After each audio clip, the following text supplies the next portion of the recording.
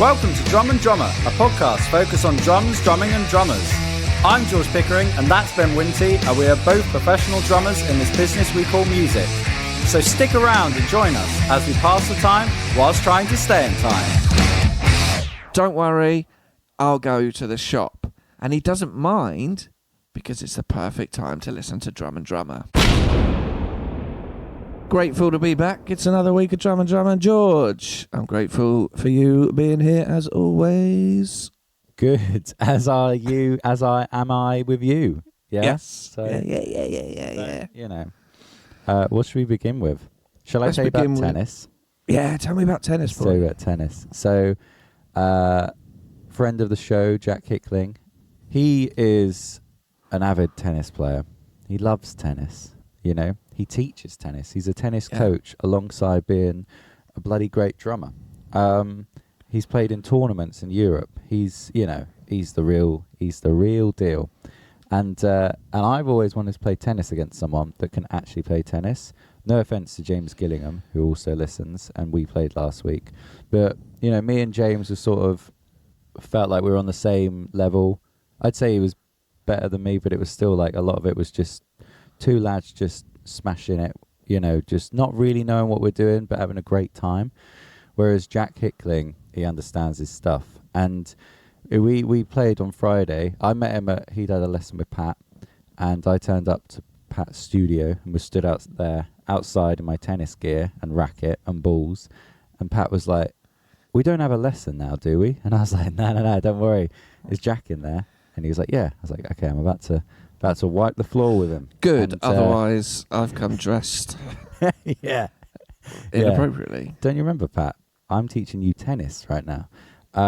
So anyway, we went to the tennis court, Preston Park, and he was giving me all these excuses on the way there. You know, he hadn't slept much. You know, he got stuff on, all this stuff, and I'm thinking, great, because that will mean I've got a chance. You know. But I didn't. I mean, it's ridiculous how good he was. I was like trying to, you know, he was like, "Oh, I'll start off with like a real easy serve," and it was still like, that's the best serve than I've ever seen anyone do to me. And then, but I kept being like, "Go on, do a faster one." So he sort of limbered up, did a few stretches. I was like, "Fucking hell!" And then I kind of stood where I'd usually stand if I was playing anyone else, and the speed, like it was just a blur. It was just a green blur. And I was like, "That's mental." And he was like, "Yeah, I'm not really feeling it today." Like, I was like, "What?" And I did say to him at one point, I was like, "You even at 20% of your ability?" He's like, "No." And he wasn't being cocky in any way. Just I could see it was a matter of fact. And if he hit it like slightly beyond my reach, like when we were sort of playing a game but not really, you're like, "Oh, sorry, man." And I was like, "Don't apologize. This is, you know," like I wanted to see him play at his best, but it's like there was no point. Even him at like, you know, a tenth of his best is still so much better. But it's just interesting. I remember someone talking about this once, saying like, you know, I guess like your football thing you did, your lads party where you played with that championship player. But I remember, you know, it's like they say this, if you play with like actual sports people, and we've talked about this recently, the jump up in levels of stuff, you know, if you play people your sort of ability, as I used to with Dean and a bunch of other people, we used to have like this tennis group like every week. It was really sweet. Like I'm amazed that a bunch of 20-year-old lads could actually organise to all turn up and play tennis every Thursday evening. Do you know what I mean? No one really dropped off. But we were all about the same level, so it's great. But as soon as you go up like one level in tennis, it's like, fucking hell, he's so much better. And I don't know, I was just thinking about, how Jack was saying, like, you know, he played the 600th best person in the world and was like, "This guy's pretty good." And you're like, fucking hell. Like, you know, playing Jack was insane. But imagine playing Federer, you know, one of the big four. Like it's unbelievable. But it was interesting. He was talking. I'll try not to talk too much about tennis, but he was talking about how, you know, you need to have everything aligned to have a good tennis match. You know, you got to be physically fit. You got to be mentally there. You got to have stretched. You got to have done all this. You know, it's like if all that isn't working, it will throw everything off. I was like, that is interesting. But yeah, we had a lovely day, and it was all good. So that's tennis. Lovely What you stuff. got going on? Yeah. What have I got going on? Well, I could bore you with some sweet insurance chat. Yeah, go on then. Why not? Let's get it out of the way. Let's get out of the way. But yet maybe a lesson people might need to hear. Yeah. But as it's been, as you fully well know, recently I've purchased a lot of new drum equipment. A lot. About 20 Yeah. snares. Well, if you're counting, you know. Yeah. We got new snares. We got the Roland kit. We got some new cymbals. We got stool, double kick pedal, all these various things. And now I've had an insurance policy on my drum kit for a number of years, and it's a thing you have to have because you hope you never need it. Yep. But I got I don't know, like I was just analysing my bank statements as you do. Yeah. I saw my insurance pay and I come out and I was like, do you know what? I think because I've got a very nice, expensive trombone as well. Yeah. And it's one of them ones where like I'll never get rid of it. Yeah. But I did a lot of in Gypsy Hill when I played trombone for them. I was doing a lot of international flights and festival shows, so I had that insured to the nines. Yeah. And I thought, you know what, I should do the same for my drum kit. Yep. And I was like, oh, do you know what? Let me just check my what's actually insured. And I looked and I was like, oh, my Mapex is insured. I think one of my snares and my hardware. So basically, my Mapex kit in its earliest form, where I just had the Mapex kit and cymbals, and that was insured for like, you know, a good sum. But what I do also have with the insurance is it's a worldwide policy, and it is also covers left unattended in a vehicle. Yeah. Well, that's handy when you go from Hilsey to Reading. Yeah. So I was like, do you know what? I need to update my policy. So out comes a new spreadsheet. Bloody love a spreadsheet. Yeah. And I just itemised all my drum equipment. Yeah. Categorised into shells, snares, hardware, accessories, cases, things like that. Item, brand, model, price to replace new. Yeah. Any additional notes, all my symbols and everything. Totted it all up. And it was quite staggering how much it all came to. I bet it was. And how way off my current insurance total was. Yeah.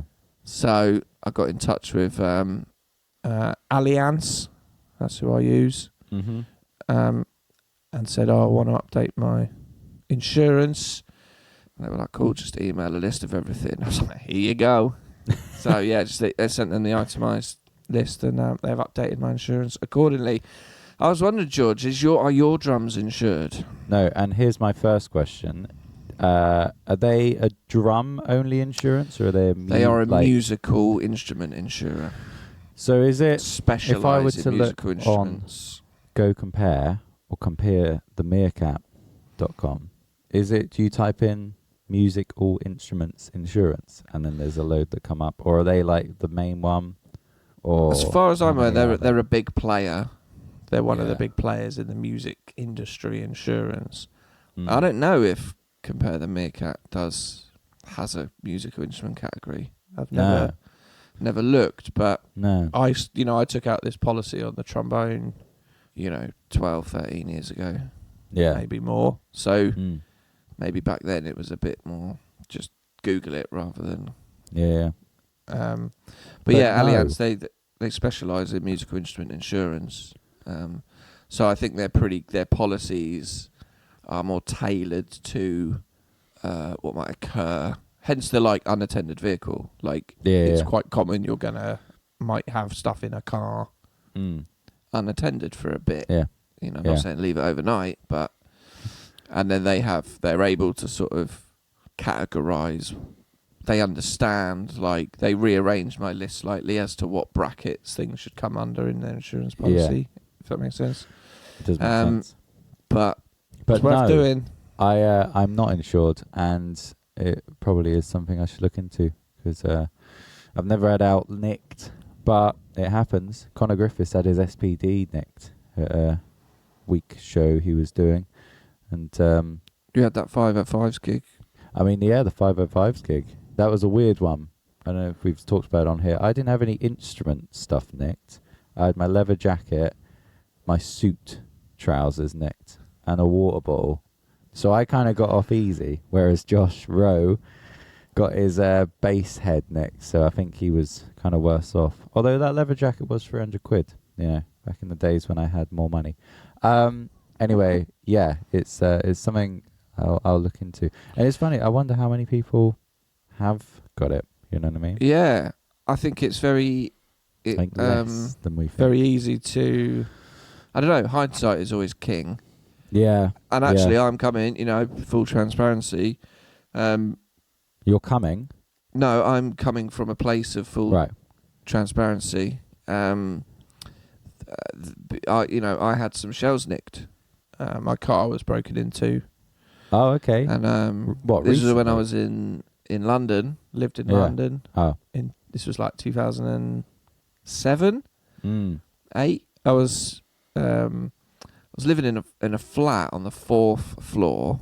There was a lift, and I had a car, but there was no parking in the block of flats. And I was playing for a band called Mordecai, and we'd rehearse in Waterloo. And so I'd bring my kit, park my car outside the flat. I'd bring my kit down in the lift, load the car, and I think either I did a rehearsal or I did a gig, and I got back really late. Yeah. And I was like, do you know what?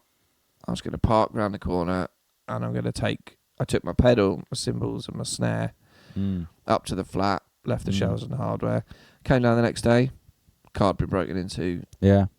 It all gone. Someone had nicked the hardware bag. That was heavy. Yeah, that's impressive. So hardware, fine, whatever. Shells, it was my first decent kit. It was a teal blue Pearl Export ELX Select, which I got when I was like 16. But, you know, I did have my cymbals, snare, and kick pedal upstairs with me. Yeah. You know, I took them in, so they hadn't gone. But it wasn't insured. I didn't have fuck all. So lesson learned.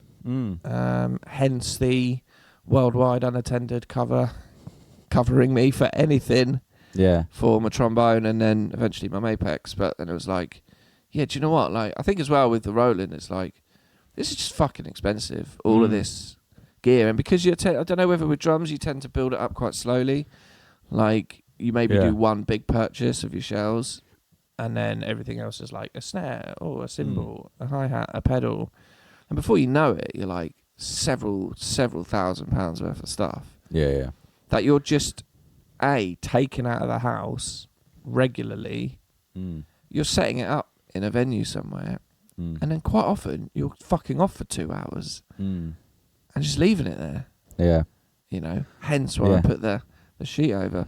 But And so also, I'm not, if it does, you know, if it does get nicked, then it's an absolute ball ache to have to get a whole new thing. It's not like, you know, say if you've got a run of gigs and you lose it on the Thursday and you've got gigs over the weekend, it's like, oh my God, it's not just the money, but it's like, fuck, we're going to have to find a whole new thing, you know, that I've spent years building. even damage, you know what it's like. People will go and try and play your drum kit or... Yeah.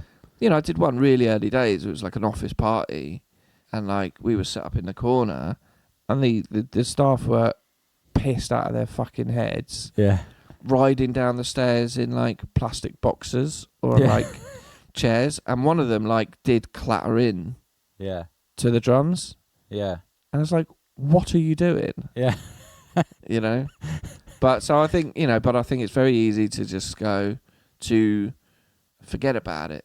Like not, especially the accumulation of multiple things that then you take out at this, and it's like, well, yeah, if I was to replace everything, it's like that. Even that the stuff I've just got out of the gig is a lot of money, and so I think, and then as well, I think it's hard to. The reason I've gone with a Allianz, not being paid to say this, but because they are a specialist music insurer, I think they understand like what makes up a drum kit. So like, and having everything itemised, because if you just say cymbals, but I might have slightly different cymbals on each gig. But anyway, something to think about, everybody. It is something to think about. Insure your drums, you know, they're expensive, and it's not just the, you know, the theft is awful, but damage, but the fucking inconvenience. It is an inconvenience.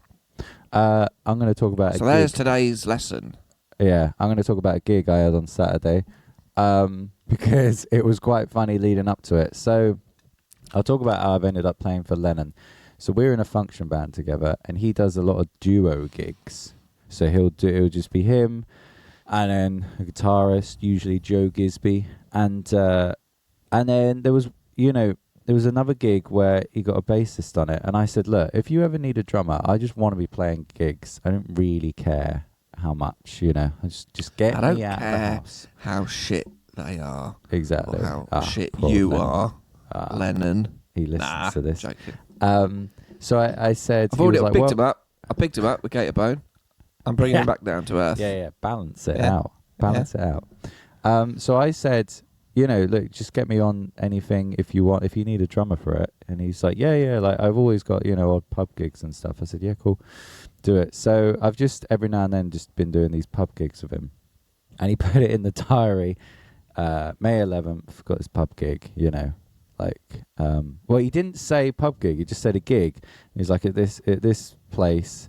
And I went, yeah, cool, you know. And then he put the set list up, and he was like, wedding set list. And I went, hang on, this is a wedding. And then he's like, yeah, didn't you know? I was like, no, you didn't. I didn't think you said. And then Joe was like, I didn't know either. And then we turned up, we're like, oh, bloody hell, didn't know that. But Joe, it was hilarious. Joe thought it was just a pub gig, like a ticketed one as well. So he'd invited his mates, and like, because we didn't know at all. And then he put a message up saying, hey, is it ticketed? How do I sell tickets for this? I've got some friends that need to go. Then I had to go, what are you two doing? This is a private wedding. Anyway, the gig was fun. I used the Gretsch Catalina again, which was great. Really enjoyed it. I was going to say, that's probably why you... Lennon, pub gigs, yeah? Get me on them. I've got a new Gretsch Catalina I need to get. Right, exactly. I bought it for pubs to get me in. This is it. And then we turned up, and it was a slightly bigger stage than I was expecting. And I actually went, oh, why didn't I bring the bigger kit? But no, it was great. And it was the best I've ever felt in terms of my snare. Don't know what it was. I don't know if I was in a different seating position or something. What? Sound or how you were hitting it? Sound and how I was hitting it. I don't know. The room was quite good as well, but I was just like, oh, this feels solid. You know what I mean? I think I was lighter on everything else. I think I was lighter on the cymbals, and it was just that crack coming through. And I was like, oh, this is fun. But it was just, it was the most relaxed I felt on a gig in a while, because this is something I haven't really spoken about, but this is, and just to go into it quite casually, but something that's quite a big deal, is like performance anxiety. And I wasn't even going to talk about this, but let's just discuss it for a minute. You know, there's some gigs I do where I sort of want to just run off the stage, sort of just want to go, I want to get out of here. And I don't really know what it is, you know. It's never really, it doesn't seem to be how big the gig is or whatever. But there's some gigs where there's that feeling of like, oh man, if I stop playing, everything falls apart. And sometimes I really like that. Sometimes I go, yes, I'm in control. Like what I was saying last week, I like that feeling of like, if I stop, the whole show stops. But sometimes I'll think about it and go, oh, that's terrifying. And it's almost that thing of like, you know, it's like when you're in an exam or something. And I think the nerves of being in a school exam is like, oh, I can't just get up and leave if I want to. I mean, you can, but you sort of feel like you can't. Or like those or like being on a plane. That's why I don't really like being on a plane, because if you don't like it, it's like you have to stay on the plane. You're in the air. Do you know what I mean? And there's sometimes like gigs where it feels like that. Like just, you know, kind of pass into your mind, and you're like, oh, if you want to get up and go, you can't, because you're playing and everyone's here and everyone's paid or whatever. But for whatever reason, it was like it's getting better, and I don't know what it is. I don't know what the reason, but just, you know, sometimes it kind of ruins the gig, you know. And yeah, it's something I was chatting to people about the other day, and I think more people have it than you'd think. You know, that sort of feeling of, you know, that's why the White Stripes split up, because Meg White was like, I get too nervous, you know. Billy Joe gets nervous before playing, you know, and it's like, yeah, it was a weird one, but for whatever reason, I was just completely relaxed throughout the gig, which is rare for me, you know. Usually there's a bit where I'm like, ooh, I kind of want to run away, but I can't because people are paid for this or whatever, you know what I mean? And it's weird. It's more when, say, I've got like quiet moments in the set. Say if you're with an artist that talks a lot, I hate that. When an artist is talking, you're just sat there and you're like, oh, fuck, this is very, you know, when I'm playing, I'm all right. But when you just sat there on stage, you feel very vulnerable, you know? But yeah, but I don't know what it is. I don't know if it's just now I'm in a swing of gigs, but yeah, usually at the start of a gig season, there's a few where you're like, this is awful. But it's an interesting topic because, you know, I think everyone has it to an extent, you know, or has felt it, you know. Yeah, but for whatever reason, probably the most relaxed I've ever been on stage. I've got a question. Yeah, go on. I'm not ignoring the performance anxiety. No. Part of your speech. Yeah. I wasn't going to do it, but yeah. Did Lennon say it didn't tell you it was a wedding to cut down on the fee? Maybe, because it was a small fee for a wedding, you know what I mean? Very small, Lennon, if you're listening. And are you going to send him an updated invoice? Yeah. Yeah. And he hadn't got paid. Gig. Yeah, he hadn't got paid when we were playing. Oh, cool. I'll bring my mates. You Yeah. can't bring your mates. It's a wedding. What? This is the worst of both worlds. But, yeah, other than that, pretty good gig. And then drove home, and it was nice to have a day off the next day.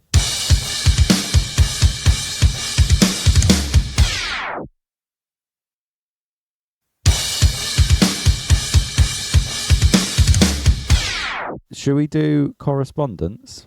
Yeah, we could do that. Yeah. Yeah? For sure. For sure. You look concerned. Yeah. You look like you're going to say something else. No, I just thought you were maybe going to go from the pub gig into the swing thing. Oh, shit. Yeah, I was. I completely forgot about that. So, whilst we were playing, so there was a few, you know, 50s, 60s rock and roll tunes we were doing. Jailhouse Rock, Johnny Be Good.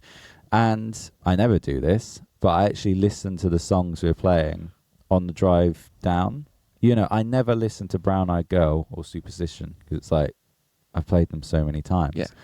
But I was like, no, let's actually listen to them because they are obviously good songs. And let's see if there's anything that I'm like, oh, I could actually do that rather than whatever I've been playing. And yeah, I was listening to Jailhouse Rock and I had your chart for it because it's just easier. It's in the Dropbox. And it just, you know, it says like 8 bars swung or whatever. I was like, cool. And I was like, but let's actually listen to it. And it's weird because it's sort of in between Straight and Swung, Jailhouse Rock. We've both listened to this before going live today. And it's odd. It's like there's certain tunes that you don't know if it's straight or swung. Same with Johnny Be Good. It's like the guitarist is doing one thing and the drummer's doing something else. And yeah, so I kind of, for a laugh, I didn't say this, when we played Johnny Be Good, I just switched the whole way through the song. Just I'd play a bar swung and a bar straight, basically just on the hi-hat, like, you know, go from da da da da da da da da to da da da da da da da da, just to see if anyone noticed, you know, and they didn't. No one noticed, you know. The kick and the snare was still coming in hot, baby. But yeah, it's interesting, isn't it? That sort of in between thing, and I know you've got stuff to talk about with it, but I think a lot of music, you go, oh, is it swung or is it straight, you know?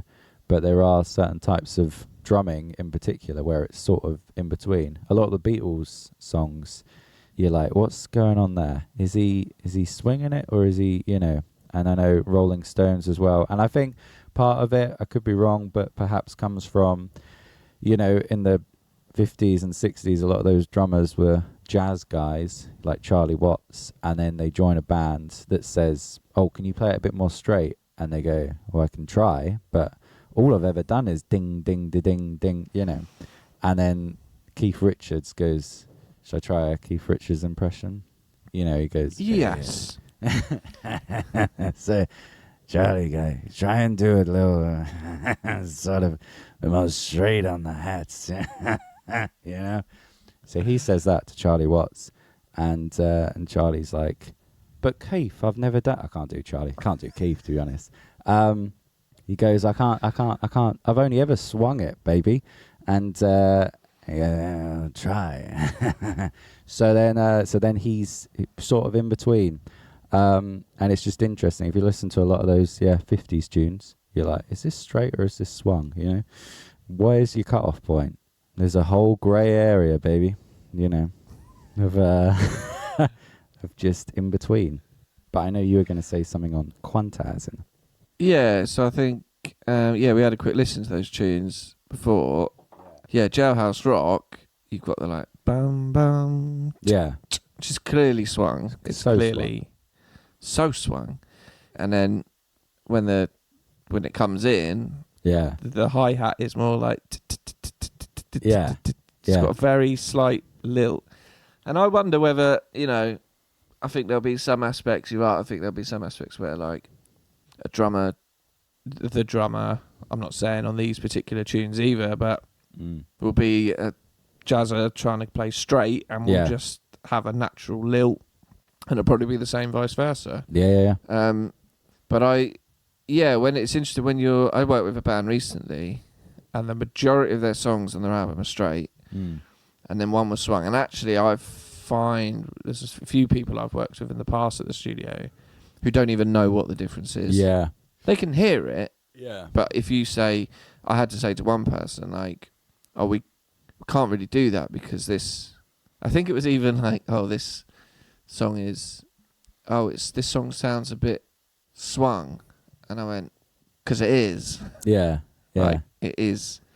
What you're singing and what you're playing is in a swung feel. Oh, is it? Yeah. But I did a band recently, and everything's straight, but one song is swung, but the drummer wasn't playing a swing beat, but it wasn't perfectly straight either. It's a very relaxed drummer, a very relaxed kind of feel band. So, you know, it's not like here's a specific drum part. It's just a bit more free flowing around the kit. And actually what I had to do was to make it sometimes in the studio I can't explain music theory or teach someone the drums or teach someone the guitar or singing in that 5 minutes, you know. So you have to do what you can. Sometimes you say to people, "Oh, it's swung," and they go, "Okay, yeah." So I had to do in the edit was just push the second hi-hat slightly further away from the first. So, but if I push it to a pure swing, the gap's too far and the edit doesn't work. Yeah. But if I just move it slightly so it's a little bit more like a 50s in between, and then I keep the rest of the band a little bit loosey-goosey with it, it kind of works. But especially if you're ever working in like MIDI or doing a swung beat with MIDI or even like editing drums in a swing feel, like if you actually divide the grid into triplets, so if you go eighths and then add the triplet, right, so you've got 3 squares per beat, and you actually line it up, like I'm talking about the swing where it's a triplet swing, not a dotted quaver and a semi-quaver. Triplet quavers, 2 and a 1. If you actually line it up, so you have the crotchet and then the triplet quaver, so it is in pure 3s, and you hit play. It doesn't sound right. The pure quantization doesn't sound right. Yeah. And so when a little tip, if you're ever like editing drums or editing, put the 1 in place and then see where that natural second bit of the swing lands, like the and, see where it naturally lands, and use your ears, and if it sounds right, it's cool, but it's never on the line. And if you move it to the line, it doesn't sound right. So even like what sounds right doesn't line up with the grid. it is weird. It's like, it's just one of those things that if you actually match it to the grid, which you think would be correcting something, it actually makes it sound worse, and it doesn't work. So you're right. There's just this gradient of swing, and even in a straight rock beat as well. Like if you're going like a kick on 1, a snare on 2, and then a kick on the and of 2, boom, gat boom, right? That, I think my tendency, just because I've edited my drums a lot in the studio, my tendency is that second kick on the and of 2 always comes in a bit early. I tend to, if I'm doing a kick after a snare, it's a little bit early. But if you shift that out, sometimes it just doesn't work. Just leave it where the drummer naturally places it. Yeah. But yeah, that a quantized swung sounds shit. But if it's not swung enough, it sounds, if the rest of the band are doing swung, it's weird. It's interesting. I saw a Foo Fighters clip when they were making Wasting Light, and it was Taylor and Dave talking about, you know, putting those in between snares. So they were doing a beat, and it was like that, you know, and you see Taylor going like, "Should I swing those?" He was like, "Maybe a bit," and it was like they're going that, and it was just like, okay, maybe not that much. And it was an interesting thing because they were going like, how much should I swing? You know, should I make it sound really sloppy deliberately, or should it be like a kind of more clean swung? But you know, it's an interesting thing because it isn't. I mean, when I had my audition for BIM, you know, I played my piece, and then they said, one of the things was like, right, play a swung beat, and I went, I don't know what that is. What is that? You know, and I was like, and they went, you're in. Yeah, yeah. No swinging here. But yeah, that was a test. Yeah. We hate jazz. You're in, boy. Exactly. Should we do some correspondence? Well, just before we do move on that, just one little more thing. We mentioned Jailhouse Rock. When I was an auction thief, Barry got us to do. He came up with a clever thing of blending Jailhouse Rock with Killing in the Name by Rage Against the Machine. Yeah. And we recorded it, and I think he even did like a little video for it, where we amalgamate those two songs together. I'm fascinated to hear and it. We'll post it in Please the do. description. Please do. It was quite funny, and it surprisingly works very well. Yeah. I think the recording is awful. It was done by us, but do you know what young. song works with most songs? Staying Alive by the Bee Gees. God, that works with a lot of stuff. It works with 50 Cent in the Club, AC/DC Back in Black. It's just such a banger. You put that to a rock tune. Right, we've had some correspondence from big time on Instagram. Well, let's start with this. Almost a shout out from Matt F Drums. He shared us in a reel, which is very kind. Just a little clip of 10,000 tins of beans and, you know, sunny drive to the shop this morning listening to these guys. Thank you, Matt. That's very appreciated. To just put us in a reel. Lovely. You know? Thank you very much. Thank you very much, Matt. What I've got a question for you, Matt. Yeah, go on. What shop were you going to and what were you buying? Good question. And if it's private, don't feel like you have to share. No. But I'd like to think Sunday morning. Yeah, go on. Let's guess. I think I'm going to guess it was a Sunday. When was it posted? Could you see when it was posted? Yeah. I'm on it. He posted it Saturday. Did I say Sunday or sunny? Sunny. Yeah. I think so. Yeah. I think it said sunny. It must have been Saturday morning. Well, actually, we can do some real baby reindeer stalking here. So he sent this real. Have you watched all of that now? Yeah. Have you watched it? Yeah. I watched it in a oneer. The whole thing in one night. I haven't watched the interview yet with her, but that's next. I think I'll leave that. I don't think I want to get involved in all that. You don't want to. No. Elfie's obsessed I was having a chat the with story, with someone. They were like, watched a couple of recent stand-ups, and they said, I don't know how to feel about it. I watched it. I enjoyed it. I moved on with my life. Yeah. Cheers. Yeah. Like, I don't have to take a political stand either side. I don't have to Yeah. agree with anyone. I don't have to land on a side. I don't have to No. make a decision about how I feel about them or their social media or their... Mm. I watched it. I liked it. I moved on. Yeah. Cheers. I watched Baby Reindeer. Thought it was brilliant.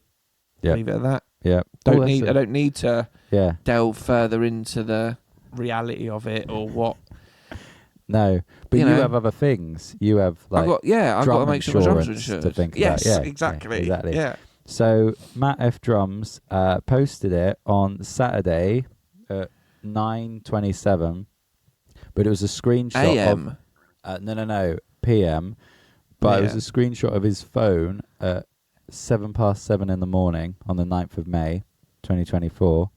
So and he was 6 minutes into the episode, so that means he started listening at, let's say, 7 a.m. So I'm guessing if he was driving, I mean, let's really delve in. You know, if he was driving, he would have. It's funny because we don't know Matt, so this would be fucking mental to listen to if people are analysing your day. Saturday morning, let's say he gets in the car at 6:55. So my initial thought was supermarket. That's what I thought. Yeah, okay. My initial thought was I'm going to get in the car, pop on a podcast. Maybe he lives in slightly rural, so he's got to go down. I'm just basing this on sometimes what happens to me is you think, I could maybe have a lovely breakfast, have Yeah. a bit of a fry up, and then you realise you're missing a key thing like beans Yeah, beans. or bacon Yeah. or sausage Mm. or eggs. You know, Yeah. one of the main fundamentals. With maybe toast, you can go, I can get away without toast today. Yeah. I can get away Yeah, I don't need those carbs. without, but you know, I'm missing one of the 4 key components, Yeah. cogs of the fry up. And Yeah. for me, that is the beans, the bacon, the sausage, and the egg.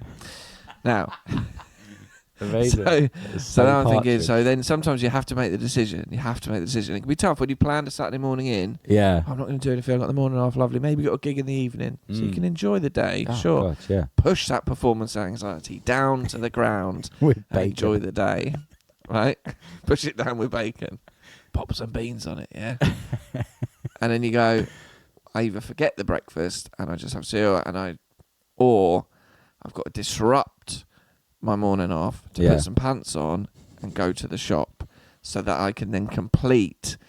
You have to break the relax to regain the relax. Yeah. Yeah. Yeah. Yeah. You got Yeah. to break the morning off because you got to go out. Yeah. But then you can come back and then reignite Mm. the relaxed morning with the breakfast you had dreamt of probably up to 3 days beforehand. Yeah. So my envisage was Matt had planned, I don't know if Matt's a family man, but planned a nice breakfast for himself or with his family. Well, let's find Yeah, out, shall we? Well, no. I know you Matt, kids, Matt. This was I know even you an kids. internal... Either an internal thought or was exclaimed to him by someone else in the household, "Oh, Matt, we've not got any beans." Yeah. Matt, undeterred, wants to see this breakfast through. He's a great man. He's a good man. Yeah. Don't worry, I'll go to the shop. Yeah. Not only, and he doesn't mind because it's the perfect time to listen to Drum and Drummer. And also, do you know what? It's probably a good memory. Because if he puts that on in the house, Yeah. No, I get it. But he gets an absolute scolding. But if he's Turn asked, that shit hang off. on. If he's asked for beans, I don't care about Benny Roland Boy. and he goes, "Oh, Drum and Drummer," and the episode is literally called 10,000 Tins of Beans, so he'll be laughing in the car, going, "This is mental. This is literally what I've been sent out for." And now the episode is this. Another episode reason for I think me? it could be a little trip down to the local shop, maybe a one-stop, was it a Netto? No, Yeah, what are they probably. called? A Co-op, a Londis, something like that. One of them. An M&S and a BP shell, a BP garage. Yeah. You know, Yeah.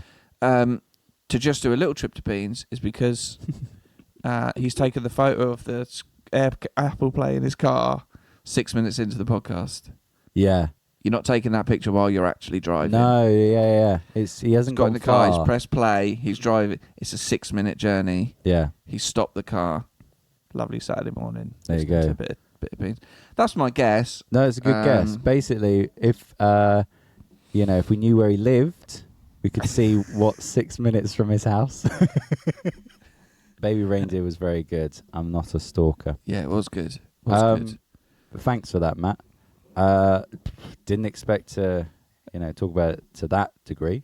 But yeah, a couple of things I want to know. You feel free, Matt, to never speak to us again. But where were you going? And also, people let us know what your main 4 components of a fried breakfast are. Yeah, I wouldn't say I've started eating meat fully again, but I have started having bacon recently because it's so good, isn't it? And I'm going to a wedding on Saturday, and we're going to some place the next morning. And they said, "Oh, I'll show you. It's mental." They said, "What breakfast does everyone want? Because we want to, know ahead of time." And I was like, "Do you know what? Like, I've started having fry-ups again. Not every day. I'm not mental, but you know what I mean. Like, if I'm out before I go for the veggie breakfast, but the veggie breakfast is never as good. It'll be like wilted spinach, tomatoes, a bad it's a heap of garbage, mate. Yeah, it's not good. It's a bad sausage. It's not nice. So I was looking, and it was like full English breakfast, and it was like 2 egg, 1 sausage, 2 bacon, 2 hash brown, grilled tomato, baked beans, mushrooms, 2 toast. I was like, that sounds pretty good. But then you go up one, and it goes, do you want, big one? And it's basically all the big same. Boy breakfast. But you also get bubble and squeak, black pudding, sourdough bread, just extra stuff. And I was like, do you know what? I haven't had black pudding in a while. Let's just go mental. Let's do that as well. I haven't gone fully meat again, but there's elements of it, It's but you're working your way back to us. Working my way back. Right. Oh my God. Right. Fucking hell. We've been talking for 43 minutes, and we haven't got to James's thing yet. So James Gillingham sent us both a voice message, which is nice actually, because sometimes I just get them because I do the Instagram, and sometimes I just get the stuff and then I have to tell you, or sometimes people just message me because it's sort of do with podcasts or not. I don't know, but this was to both of us. I can't find the message. I mean, we both listened to it anyway. He was discussing the Zildjian Gen 16 cymbals to begin with. Yeah, obviously, because I was talking about the new Zildjian. Do you know what? I think this needs to be done next time. Yeah. Okay. Cool. Because I've watched a lot of video. Because when I think last spoke, the Zildjian Alchem E. Yeah. Clever, innit? Yeah. Good. Yeah. Kit had been teased. We had that little Instagram picture. Yes. In fact, it was the 10th of May, not the 5th of Okay, that's October, good. so Yeah. we were right. It was the American dating system used. Since then, the kit has now been launched, and there have been videos released online. Some of the things I predicted have been proved correct. Mm-hmm. But there are plenty of other bits of information that would be good to chat through, which ties into James's message about the Gen 16s and these new e-symbol variants. But yeah. I think we should watch you should watch the videos as well. Mm-hmm. I will. I've also got a video to finish watching about the DWE kit as well. Yeah. So I'm really getting a comparison as best I can. But of course, if Zildjian DW want to send me their if they want to send me a kit, I will gladly receive them. Yeah. And check them out, and then keep them. Yeah. Okay. So if they want to do that, George, make sure you tag them in. I will. To the Instagram.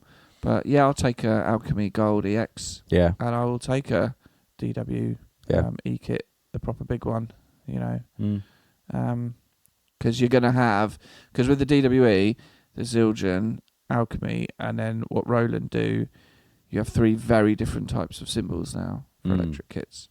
So a quick reply to James's message is, yes, the Gen 16 sound like fucking trash. Yeah, there you go. But I need to hear more of the Alchemy ones before I can make a judgment. Cause, so I think we should do a bit more proper dive on that. So we can end it there. Yeah, let's do that. Because we used to be very good at just going half an hour, and we get carried away now trying to stalk. There's just so much. Yeah. So much to do. Thank you very much for listening. We'll go on the Instagram. Do message George. Do pester him. What is it? Drum and Drummer Pod. Something like that. Drum and Drummer Podcast. Drum and Drummer Podcast. Find it. Follow it. Yeah. Tell me, what's your big baby four? reindeer us. Yeah. Just like every post. Message us all the time. Yeah. Because up to a limit, we'll come be to our fine with gigs and shout, "You wanted anal with me," or whatever she shouted. You know, just do it all. Yeah. When's your next gig? Yeah, exactly.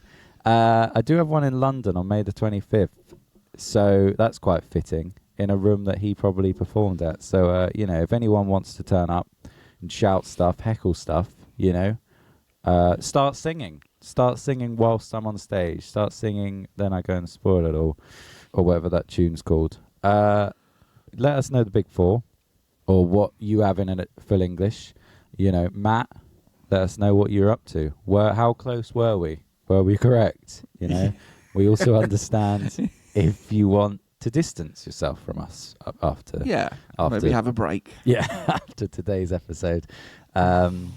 But that was it. But we very much appreciate your listening and support. Yes. Send us an email, follow us, share the link, tell your friends, tell your family, tell the strangers you see on the bus. You know, you share if you're on public transport, take your headphones out and play it loud through your speaker. Yeah, exactly. Everyone loves that. We'll see you next time.